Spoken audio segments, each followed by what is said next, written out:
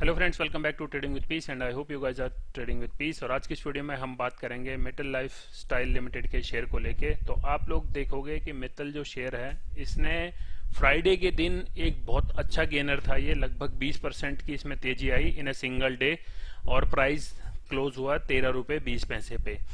क्या स्टॉक का फंडामेंटल है, क्या कंपनी का बिजनेस है, क्या कंपनी का टेक्निकल है, सब पे हम बात करेंगे। अगर आप टेक्निकल देखोगे अभी डे वाइज, तो डे वाइज में कहीं ना कहीं इसमें बुलिश ट्रेंड की एक आसार दिख रहे हैं। ऑल्दो अभी 200 मूविंग एवरेज से नीचे है, बट उसमें डिटेल में बात करने से पहले टेक्निकल्स पे हम जाएंगे, इसके फंडामेंटल्स पे कि क्या कंपनी मजबूत इतनी है कि जो इतनी तेजी आ रही है शेयर्स में। मित्तल लाइफस्टाइल लिमिटेड का बिजनेस क्या है, तो सबसे पहले मैं आपको इनकी वेबसाइट पे ले चलता हूँ। तो वेबसाइट पे इन्होंने बताया है कि denim fabrics and branded garment manufacturer with finest quality excellent pricing. तो क्या मित्तल लाइफस्टाइल का शेयर मिर्जा इंटरनेशनल बन सकता है, ट्राइडेंट बन सकता है? तो इसी के ऊपर हम इस वीडियो में बात करेंगे। तो मार्केट कैप देखोगे आप 19 करोड़ का, लगभग 19.7 करोड़ का इनका मार्केट कैप है।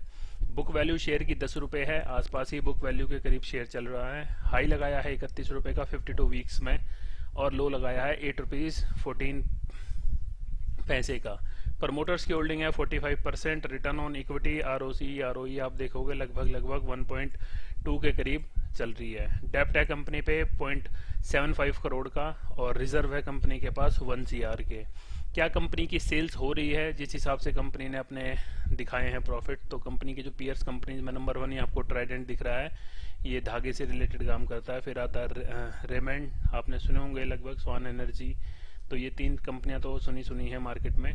और अगर सीधा P&L पे बात करते हैं इसकी, तो आप देखोगे सेल्स कंपनी की लगातार बढ़ रही है, अच्छी बात है।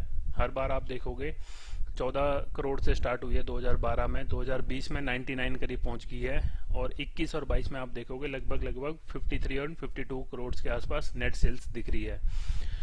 क्या कंपनी के नेट प्रॉफिट हो भी रहे हैं, नहीं हो रहे हैं? तो नेट प्रॉफिट आपके ठीक सामने है। तो आप लोग देखोगे कंपनी ने अभी तक 2012 से लेके 22 तक हमेशा अपने बुक्स में पॉजिटिव नंबर्स ही पोस्ट किए हैं। इट मीन्स कि कंपनी प्रॉफिटेबल है, बट प्रॉफिट उस हिसाब से नहीं है जिस हिसाब से कंपनी का सेल्स हमें देखने को मिल रहा है। तो वो बात अलग है, कंपनी के खर्चे भी बहुत होते हैं। और फिर आ जाते हैं इसके शेयर होल्डिंग पैटर्न पे। तो we don't have any share holding pattern listed here. तो मेरे ख्याल से इसमें खाली प्रमोटर्स और पब्लिक का ही हिस्सेदारी होगी।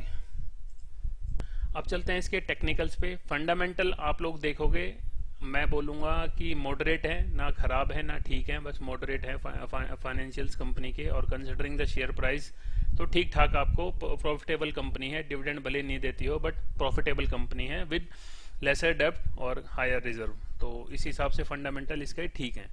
डे वाइज अगर आप चार्ट देखोगे तो एक हाई लगाने के बाद 32 रुपये का एक हाई लगाने के बाद, यानी 31.55 का एक हाई लगाने के बाद शेयर में कंटिन्यूस डाउन ट्रेंड आया और डाउन ट्रेंड सस्टेन हुआ लगभग 8 रुपीज़ 51 पैसे के आसपास। अभी भी आप लोग देखोगे 200 मूविंग एवरेज, जो कि सिंपल मूविंग एवरेज में हर बार ही अपने एनालिसिस में शेयर करता हूँ, शेयर प्राइस उससे नीचे ही घूम रहा है। अगर इससे ऊपर आ जाता है तो वी कैन एक्सपेक्ट कि इसमें एक और तेजी आने की संभावना है। कई लोगों को लग रहा होगा कि इसके जो वॉल्यूम्स हैं इस दिन अच्छे आए हैं। तो वॉल्यूम्स अच्छे हैं तो इसका मतलब ये नहीं है कि हैंड टू हैंड एक ही दिन में शेयर ऊपर, प्राइस ऊपर भी चले जाए। आप लोग यहाँ देखोगे वॉल्यूम एक बार रेड में अच्छा खासा रेड आया था और उसके बाद आप लोग देखोगे शेयर के प्राइस ऊपर भी गए थे। तो वॉल्यूम और ये जो कैंडल स्टिक से कभी भी अपने आपको मिसगाइड नहीं करना चाहिए, क्योंकि हो सकता है इस दिन शेयर का प्राइस ऊपर खुला, क्लोज नीचे हुआ, बट वॉल्यूम लोग डिलीवरी में ले गए होंगे तो इस कारण। और सेम विद यहाँ आप लोग देखोगे प्राइस खुला और उसके बाद ऊपर तेजी ही आती गई। ट्रेंड लाइन की बात करें तो शॉर्ट टर्म की जो ट्रेंड लाइन थी शेयर पे जो लग रही थी, वो आप कहीं ना कहीं बोल सकते हो कि एक अच्छा खासा ब्रेकआउट दे दिया है। तो अगर हम ऐसे भी इसको मैच करके देखते हैं, पहले यहाँ पे जो, अगर कई लोगों ने पहले देखा होगा, तो यहाँ पे एक ब्रेकआउट हुआ। ब्रेकआउट होने के बाद जैसे मैं बोलता हूँ एक बार ब्रेकआउट होगा, फिर उसका सस्टेन होने दीजिए और फिर उसके बाद जब ये रिवर्स लेगा then we can think of adding stock in our portfolio. तो सेम वही इसमें फंडा यूज हुआ है। आप लोग देखोगे एक जो इसका डाउन ट्रेंड था उसको इसने यहाँ से ब्रेकआउट दिया और फिर सस्टेन होने के बाद वापस इस पे सपोर्ट लेके ऊपर की तरफ ऊपर प्राइस चले गया है।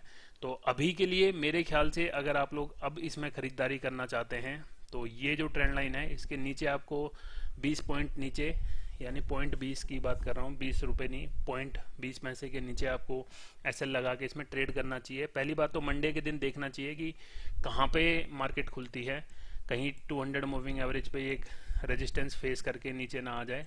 और आपका इसमें आप लोग देखोगे तो एसएल भी बड़ा हो रहा है। जैसे यहाँ पे हमने ट्रेड लेने की कोशिश की होती, अगर सपोज मैं इस वाले दिन आपके सामने ये एनालिसिस शेयर करूँ, तो मेरा मानना यही होता है कि एक दिन प्राइस ऊपर जाएगा, अगले दिन हमें देखना है, उसके बाद हम अपना एक एसएल जहाँ पे हमें छोटा लगे, कि अगर सपोज मैं यहाँ पे बाई करता, मेरा एसएल अगर इसके आसपास मैं अगले दिन इस वाले दिन आता यानी 22/6 के दिन, तो मैं मार्केट देखता और अगर जहाँ मुझे अपॉर्चुनिटी दिखती यानी प्रीवियस डे का हाई ऊपर क्रॉस हो जाता तो मैं इसमें ट्रेड ले लेता विद ए शॉर्टर एसएल। तो आप सेम यही देख सकते हो, अगर किसी ने यहाँ कहीं पे ट्रेड लेने की एक संभावना दिखाई होती या इसी पे ली होती और उसके नीचे उसका एसएल आता और वो आराम से इसमें ट्रेड कर सकता था। तो ये तो बात होगी एक हमारे डे वाइज को लेके। अगर हम वीक पे जाते हैं, इसके वीक एनालिसिस पे करते हैं, तो वीक वाली एनालिसिस के लिए हम दोबारा इसमें एक और वो लगा के देख लेते हैं। तो लगभग एक ये रेजिस्टेंस इसका फेस करना पड़ेगा इसको, अगर ये ऊपर आता है तो लगभग अभी भी इसमें डबल का एक पोटेंशियल है कि लगभग अगर यहाँ से ऊपर निकल जाता है, यानी जो नेक्स्ट वीक की जो इसकी कैंडल बनती है, तो इसमें एक अच्छा आपको हो सकता है कि शेयर 25-26 के आसपास भी जाता हुआ दिखे। अगर नेक्स्ट वीक यानी अपकमिंग जो जुलाई का जो नेक्स्ट वीक आ रहा है 10 तारीख वाला, 10 जुलाई के आसपास, तो इसमें अगर आप ट्रेड लेते हैं तो आपका एसएल मेरे ख्याल से आपको इसके आसपास लगा के रखना चाहिए। या तो आप लगा लिए, अगर आपका लॉन्ग टर्म विजन है तो आपको रखना चाहिए लगभग जो इसका अभी तक का डे यानी 52 वीक्स का जो लो लगा है उसके नीचे, और नहीं तो इस वाली इस सपोर्ट के नीचे यानी 10 रुपये 30 पैसे के नीचे आपको एक एसएल इसमें 110% लगा के रखना चाहिए। क्योंकि अब मैं इसको आपको दिखाने वाला हूँ इसका मंथ वाला चार्ट, और आपको अब पता लगेगा एसएल क्यों जरूरी है। जब ये शेयर आया था मार्केट में 1/5/2020 में, तो इसने एक हाई भी लगाया था 146 रुपये का, और उसके बाद जब इसमें नीचे की तरफ मोमेंट इसने डाउन ट्रेंड स्टार्ट किया, तो आप लोग देख सकते हो जिन्होंने 145 पे इसको बुक किया होगा या 120 के आसपास शेयर खरीदा होगा, या जिसने किसी ने लगभग इस वाली रेंज पे इसको ट्रेड किया होगा, जो कि है लगभग ये वाली जो रेंज बता रहा हूँ मैं, बहुत बड़ी जो कैंडल बनी है, क्योंकि ये मंथ की कैंडल है इसलिए रेड दिख रही है, तो अपॉर्चुनिटी इसने दी होंगी ट्रेड की और कई लोग फंसे भी होंगे। तो इसलिए एसएल इम्पोर्टेंट है।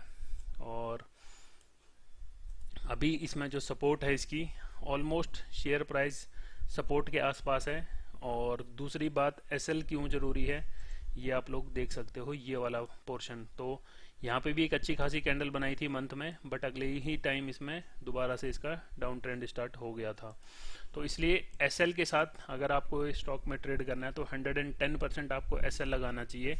और टारगेट जो हमने डिसाइड किए थे पहले, यानी जो एनालिसिस में हमारे सामने नज़र आए हैं, तो मेरे ख्याल से टारगेट हमारे आगे लगभग 20 रुपये से तो प्लस हैं ही, क्योंकि जो आप लोगों को देखने को मिलेगा, पहला इसको रेजिस्टेंस यहाँ कहीं पे अगर ये लेता भी है तो यहाँ पे कहीं एक रेजिस्टेंस आएगा 18 रुपये, फिर आ सकता है इसका जो मेन यहाँ पे रेजिस्टेंस है 20 रुपये के आसपास। अगर ये सब कुछ अच्छे से इसमें क्रॉस हो जाता है, और अगर ये ऐसा कुछ जिस हिसाब से पैटर्न बना रहा है, तो अभी जाएगा तो नहीं जहाँ तक मुझे लग रहा है इतनी जल्दी, बाकी गॉड नोज, क्योंकि स्टॉक मार्केट है यहाँ कुछ भी हो सकता है। तो ट्रेड करें एसएल के साथ। फंडामेंटल हमने देख लिए, कंपनी के बिजनेस हमने देख लिया है, टेक्निकल भी देख लिया है, 145 से कहाँ शेयर 8 रुपये तक भी आया था, इसलिए एसएल जरूर लगाएं, रिस्क मैनेजमेंट जरूर करें। पूरी कैपिटल एक साथ इन्वेस्ट नहीं करेंगे, तो हम कैपिटल को जब भी अगर आपको लगाना भी है कि स्टॉक में 110% अपनी कैपिटल का, तो उसको आप बाइफरकेट कीजिए, उसको डाइवर्स करके लगाएं। पहली बात, नहीं करना चाहते तो उसको पोर्शन में उस पर्टिकुलर स्टॉक में ट्रेड कीजिए। अब बात आती है ये स्टॉक मिर्जा इंटरनेशनल बन सकता है, तो कोई शक नहीं है, कुछ भी हो सकता है स्टॉक मार्केट में, क्योंकि मिर्जा इंटरनेशनल कहाँ हम 68-69 पे बात करते थे उसको लेके, और आज शेयर 200 प्लस ट्रेड कर रहा है। तो होपफुली आपने वीडियो यहाँ तक देख लियो। आई होप आपको वीडियो पसंद आई हो। पसंद आई हो तो लाइक कर सकते हैं, चैनल पे नए हैं तो सब्सक्राइब कर सकते हैं। कुछ कमेंट हैं, कुछ सुझाव हैं, you can surely type those in comment section. और मिलते हैं नेक्स्ट वीडियो में। Till then trade with piece.